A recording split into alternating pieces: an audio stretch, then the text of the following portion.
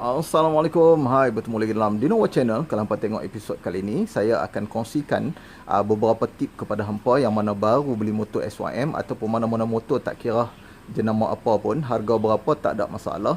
Ini adalah berkaitan dengan apa yang perlu kita buat sebagai pembeli baru motor kita, apa yang perlu kita tengok dan apa perlu kita buat untuk pastikan yang kita berpuas hati dengan motor kita ni, dan juga kita nak pastikan yang performance motor kita ni sentiasa dalam keadaan yang baik selepas kita beli motor. Dan juga kita nak tengok dari segi penjagaan motor kita, yang mana kalau kita baru beli motor dan kita ni adalah pengguna yang baru, jadi kita nak tengok apakah benda utama yang perlu kita fokuskan untuk motor kita. Jom kita sama-sama tengok.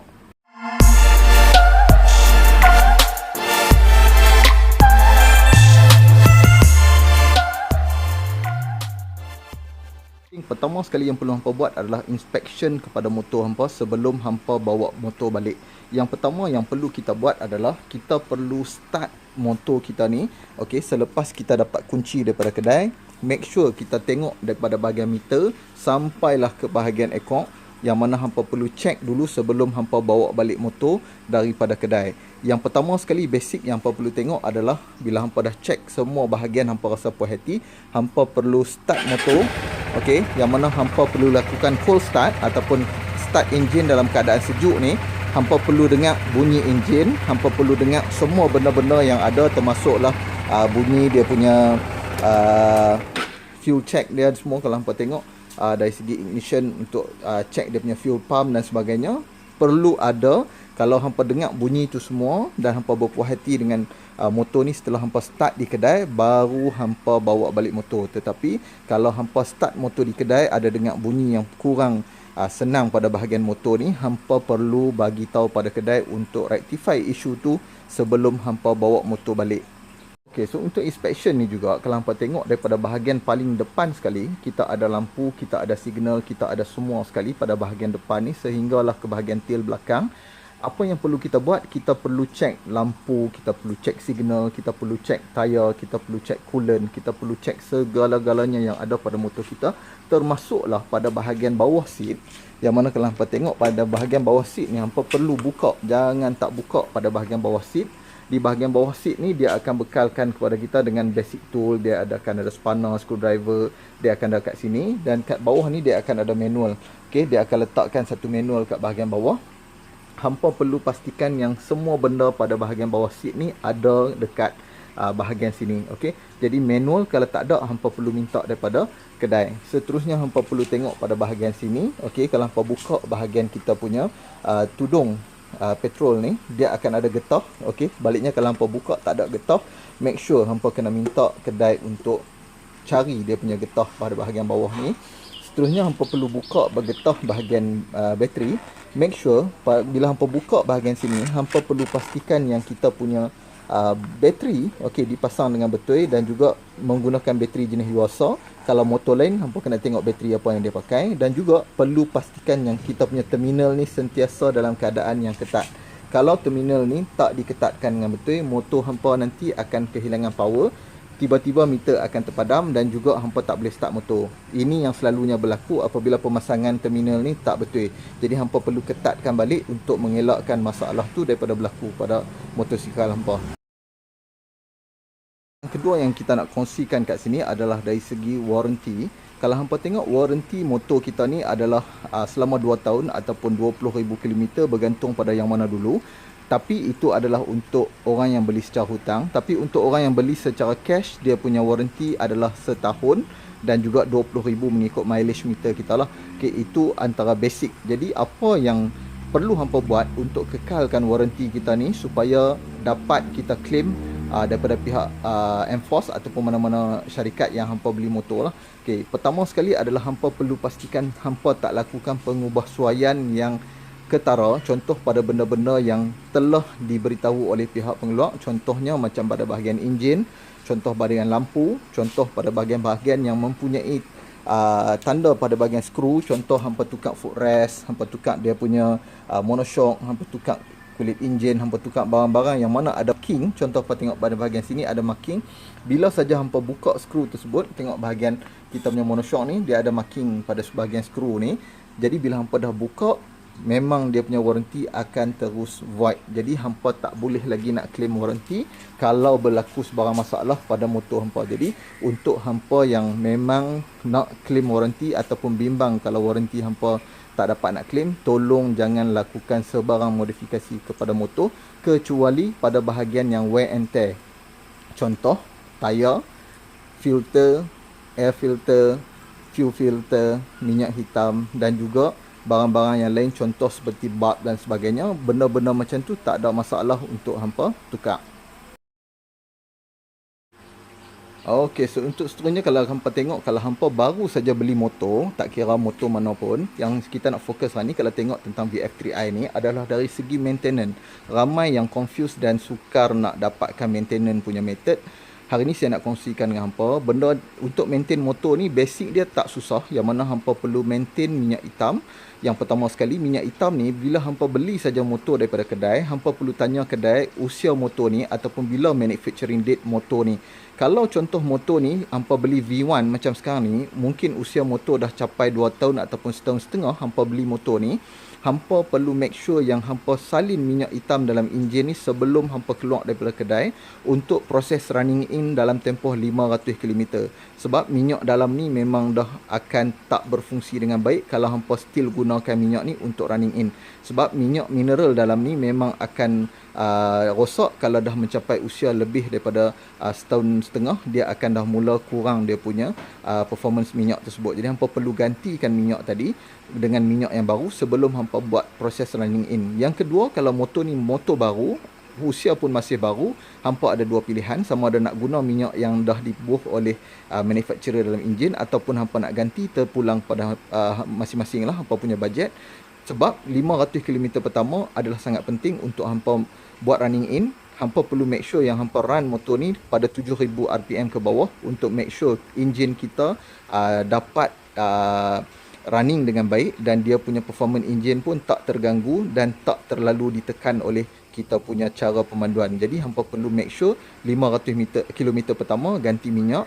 Yang kedua, hampa perlu ganti minyak pada 1000 km. Dan yang ketiganya, setiap 3000 km apabila hampa tengok meter kita bernyala oil check tu, hampa perlu gantikan minyak hitam. Dan hampa perlu reset meter ni untuk padamkan dia punya oil check tadi. Hampa perlu reset mengikut video yang saya tunjukkan kepada hampa sebelum ni.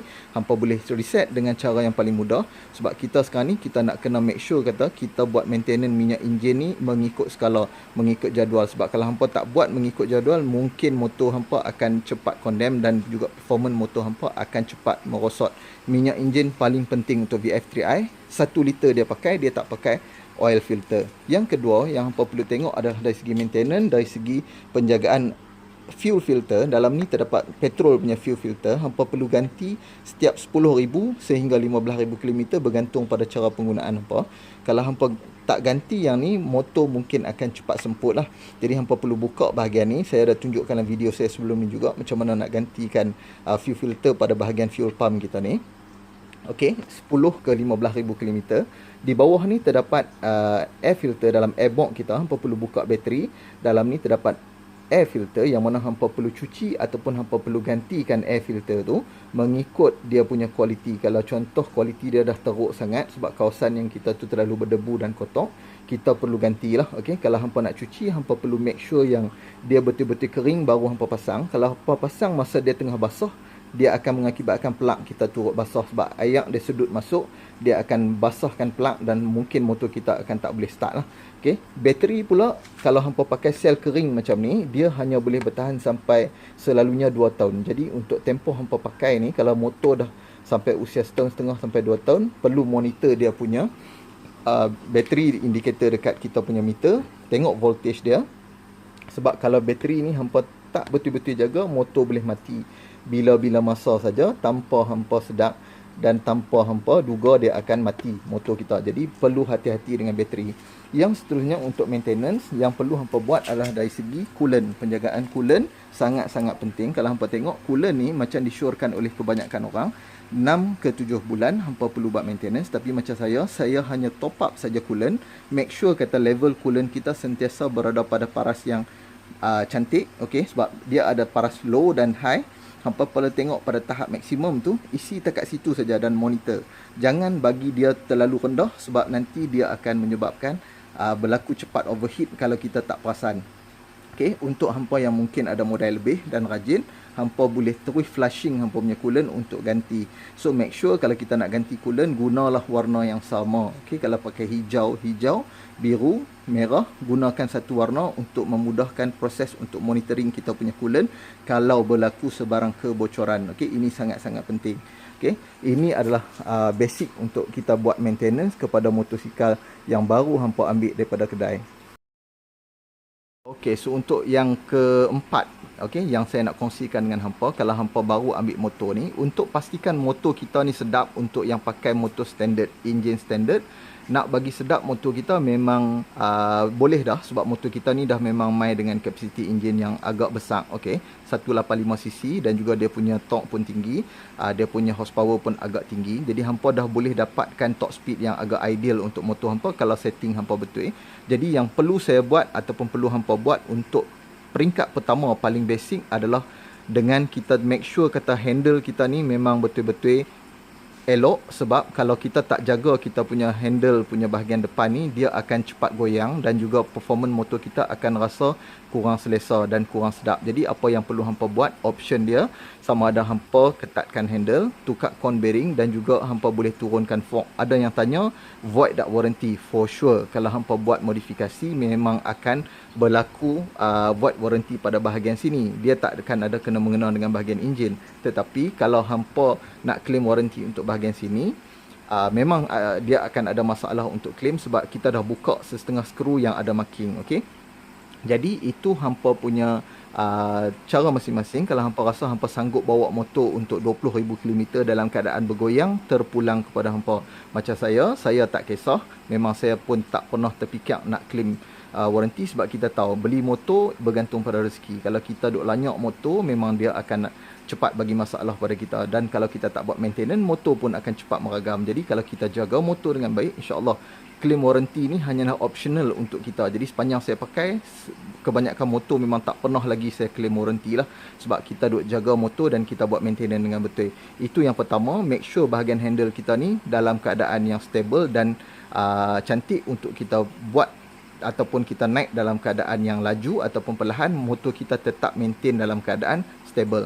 Yang seterusnya apa yang perlu hampa buat adalah hampa perlu make sure yang kita punya setting sprocket kita cun ataupun cantik dengan kita punya performance engine. Sebab kalau hampa tengok kita pakai sekarang ni ratio 48-15, memang dia punya ratio 3.2 agak tinggi dan hampa boleh rasa gegaran sikit pada engine dan juga vibration tu agak kuat. Jadi hampa perlu turunkan sikit ratio, sama ada hampa nak main 15-47 ataupun 15-46 dengan rim standard. Hampa dah boleh turunkan sedikit torque dan hampa boleh dapat sedikit kelajuan lah. Tapi kalau untuk hampa turun 2 gigi, hampa duk target nak dapat 1716, memang susah. Sebab apa? Hampa perlu buat lagi modifikasi pada bahagian minor dekat luar ni, macam saya tunjukkan dalam video saya sebelum ni. Itu adalah untuk performance yang lebih. Tetapi untuk sedapkan motor, macam saya beritahu tadi, untuk kurangkan gegaran pada bahagian handle, hampa perlu make sure kata kita buat 3 benda tadi. Ketatkan handle, tukar cone bearing ataupun turunkan kita punya fork untuk kurangkan dia punya terjahan ataupun kurangkan dia punya anti gravity kita, dan juga turunkan sprocket ratio untuk make sure yang motor kita ni kurang gegaran daripada bahagian enjin. Okay, so untuk tip yang seterusnya ni yang saya nak kongsikan dengan hampa adalah berkaitan dengan meter. Sebab pada paparan meter ni dia menggambarkan banyak benda tentang motor kita. Contoh, okay, kenapa saya ambil daripada sampel motor LE ataupun Pro ni, sebab dekat sini dia ada lebihan indikator kat kita, dia ada ABS. Okay, yang pertama sekali yang saya nak share dengan hampa, kalau contoh sekarang ni motor kita dia akan naik oil check punya lampu. Okay, jangan risau, itu bukan kata ada kerosakan pada motor kita, tetapi dia menunjukkan yang kita dah kena buat maintenance pada kita punya engine oil ataupun minyak hitam motor kita. Kalau hampa tengok lampu ni bernyala, jangan rasa takut, sebab apa yang perlu kita buat sekarang ni, kalau tengok button mode ni, okey, kita boleh buat selection pada bahagian, okey, kita punya total, ini mileage kita. Tekan kali kedua dia akan pergi kepada trip. Tekan kali ketiga dia akan pergi kepada oil. Sekarang ni kalau contoh kita nak reset kita punya bahagian untuk kita punya trip, Kalau tengok bahagian sebelah kiri ni, dia tertulis S ni adalah set. Maksudnya kita tekan lama kat bahagian set ni, contoh saya tekan sekarang ni, dia akan hilangkan kita punya meter trip. Untuk yang seterusnya, dia akan pergi kepada oil. Kalau tengok kat sini, untuk hilangkan oil check, kita kena tekan set ni sebanyak 2 kali. 1, 2. Okay, dia akan hilangkan dan lampu ni akan terpadam. Okay, itu cara untuk kita hilangkan oil check. Yang kedua, kalau contoh kita punya engine check ni bernyala, ini bermaksud enjin kita mungkin mengalami masalah dari segi ada error yang kita punya ECU dah trigger, error di dalam bahagian enjin ataupun pada mana-mana bahagian elektronik, ataupun sensor pada motor kita ni ada problem, contohnya auto sensor, gear sensor dan sebagainya.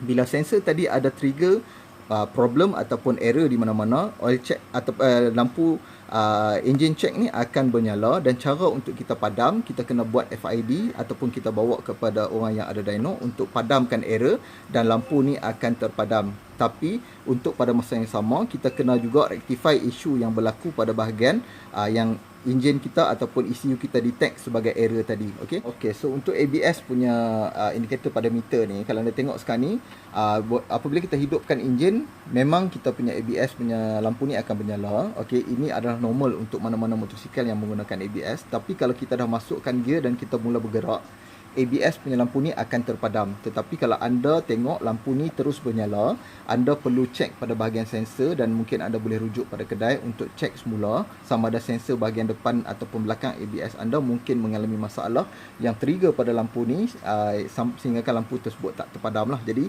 sepatutnya apabila anda hidupkan, lampu ni akan bernyala, dan apabila anda bergerak motosikal anda, lampu ini akan terpadam. Itu contoh standard indikator pada bahagian meter kita. Okey, so untuk paparan meter pula yang terakhir pada bahagian bawah sini, kalau anda tengok di sini, okey, terdapat jam, okey, iaitu sekarang ni pukul 4.28. Kalau anda nak tengok indikator pada bahagian bateri, anda perlu tekan pada butang S ni ataupun set ni. Kalau anda tengok di sini, bacaan voltage untuk meter di bahagian meter ni adalah 12.7. Jadi bateri kita sekarang ni, dia punya power adalah 12.7 dari segi voltage ni. Okey, jadi untuk anda hidupkan motor memang dah boleh untuk menggunakan voltage setinggi 12.7. So, untuk yang pakai LE juga, apa yang saya nak nasihatkan, sebolehnya jangan pakai kita punya lock untuk bahagian disk ni. Okey, kalau kita pakai lock pada bahagian disk untuk kunci bahagian sini, kalaulah kita tersalah, okey, reverse motor apabila kita punya lock masih ada di sini, mungkin kita punya ABS sensor ni akan patah dan juga boleh mengalami kerosakan. Jadi kena berhati-hati, jangan pasang apa-apa benda pada bahagian ni yang boleh mengakibatkan kita punya sensor rosak. Sebab reaktor ring dengan kita punya ABS sensor ni, dia punya gap ni sangat rapat. Okey, kalau tengok di bahagian sini, ini yang perlu kita hati-hati. Kalau kita nak cuci ataupun kita nak buat maintenance pada bahagian ni, kita kena hati-hati sikit. Sebab kalau kita tersalah, okey, kabel ni putus dan sebagainya, mungkin boleh menyebabkan berlakunya masalah pada kita punya sensor dan juga akan trigger pada meter kita. Seterusnya yang saya nak kongsikan lagi satu di sini, kalau contoh di bahagian sini, kalau nampak ada kita punya kabel untuk brake, kalau boleh, kalau anda pasang kabel yang aftermarket, jangan pasang terlalu panjang. Okey, sebaliknya pasang kabel yang cukup untuk panjang yang asal.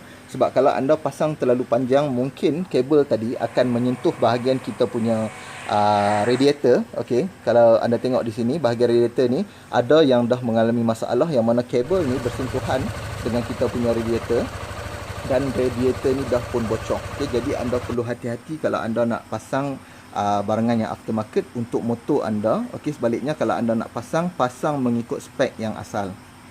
Okey, so saya rasa sampai di sini dulu cukup lah, noh. Kita kongsi untuk kali ni beberapa tips yang boleh hampa buat untuk hampa yang baru beli motor.